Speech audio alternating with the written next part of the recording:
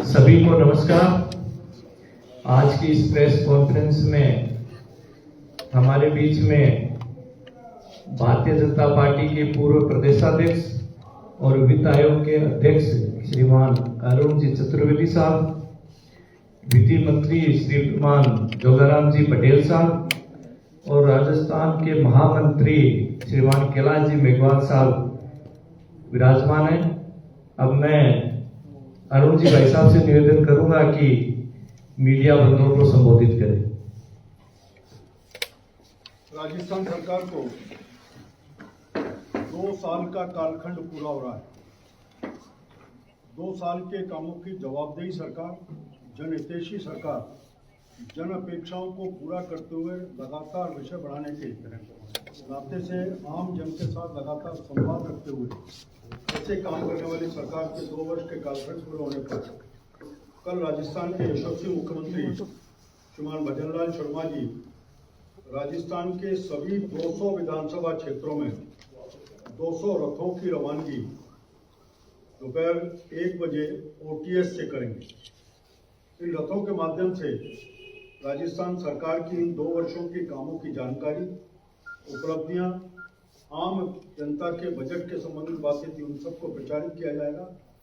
साथ ही प्रत्येक जिले में जो अलग अलग रथ जाएंगे उन जिलों के बारे में भी जानकारी सब होगी। इस पूरे कालखंड में 15 दिन का ये रथों का कालखंड रहेगा। 14 तारीख से शुरू होंगे, 25 तारीख तक ये रथ चलने वाले हैं और 11 दिनों में प्रत्येक विधानसभा के सभी शहरी क्षेत्रों में, वार्डों में और ग्रामीण क्षेत्रों में प्रत्येक पंचायत तक इन रथों का जाने का कार्यक्रम होगा। इसमें पार्टी के, भारतीय जनता पार्टी के हर स्तर के कार्यकर्ता भी अलग अलग समय पर इन रथों के साथ जुड़ेंगे। साथ ही 2 दिन जो यात्रा का शुरू के होंगे, वहाँ सभी प्रभारी मंत्री अपने प्रभार वाले जिलों में इनकी शुरुआत करेंगे। प्रेस कॉन्फ्रेंस भी, रथों की रवानगी का कार्यक्रम, जिसमें सरकार के 2 वर्ष के कालखंड और उसके बाद इस जिले में जो काम इन 2 वर्षों में हुए हैं उन कामों के बारे में भी जानकारी सब प्रेस कॉन्फ्रेंस के माध्यम से, रथों के माध्यम से जगह जगह हर स्तर के कार्यकर्ता नीचे से इन्वॉल्व रहते हुए जगह जगह जन संवाद के कार्यक्रम आयोजित करने का क्रम चलेगा। उन जन संवाद के कार्यक्रम में लोगों के भारतीय जनता पार्टी की सरकार को विषय में कोई राय होगी तो उसको भी लेने का बाद और अपना विषय जनता के सामने ध्यान में आता है कि 2 वर्ष के कालखंड में जो कल का ये सारे विषय, इन सब विषयों को लेकर के एक अगले कुछ दिनों में मुख्यमंत्री जी स्वयं एक विस्तृत प्रेस ब्रीफिंग का कार्यक्रम करेंगे, जिसमें सबकी जानकारी अपन सबको उपलब्ध कराने का काम करेंगे। मुझे इतना इस विषय के बारे में जानकारी देनी थी।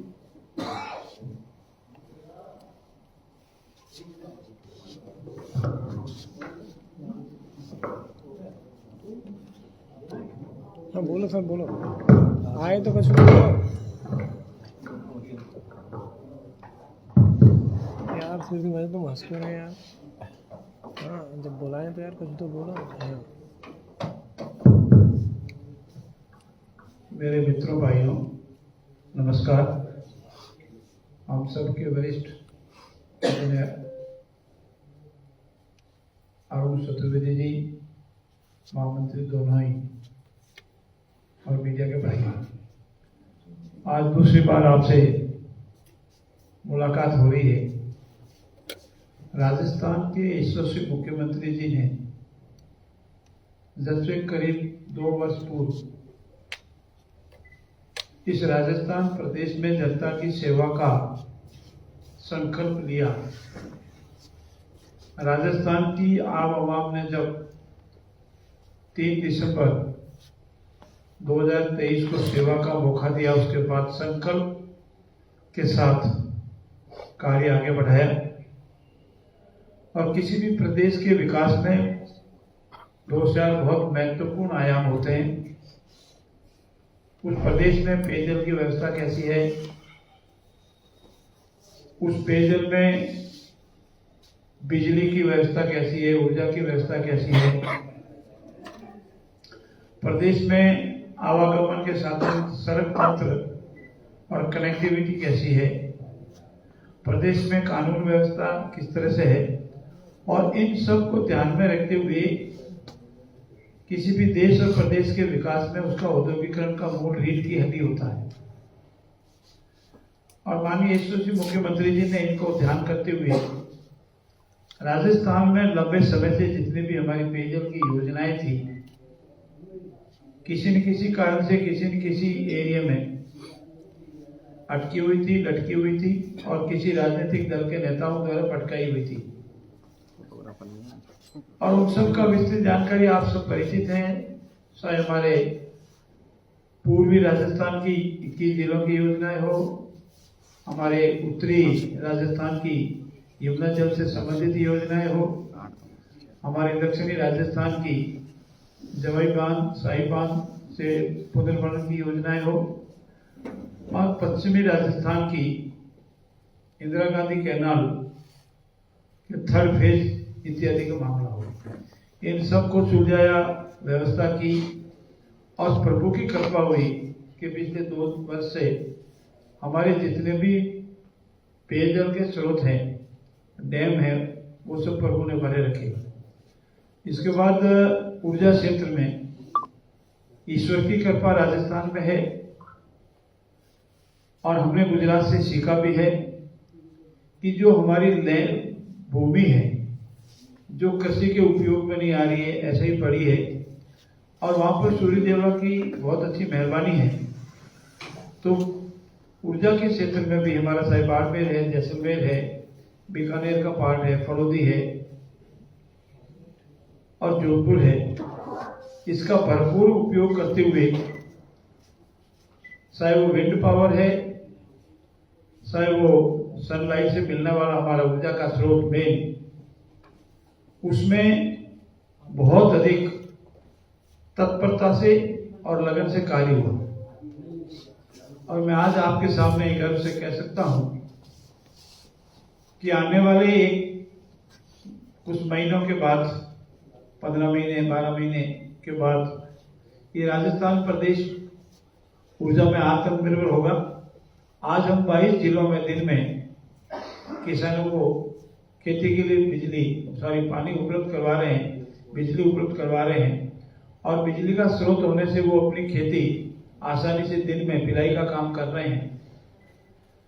और हमारा लक्ष्य है कि 2027 से पहले हम किसानों के राजस्थान के सभी जिलों में दिन में इतनी बिजली उपलब्ध करावें ताकि उनके खेती का काम रात्रि के समय नहीं हो, सिंचाई का काम रात्रि के समय नहीं हो, दिन में हो।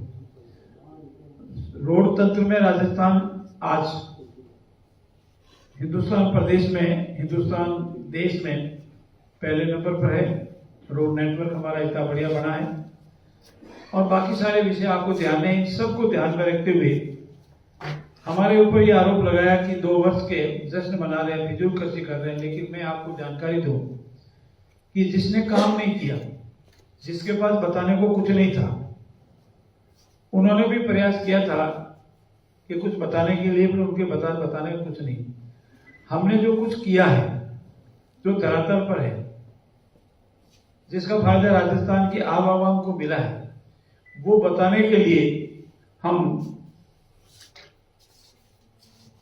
जनता के बीच में जा रहे हैं। ऐसी स्थिति में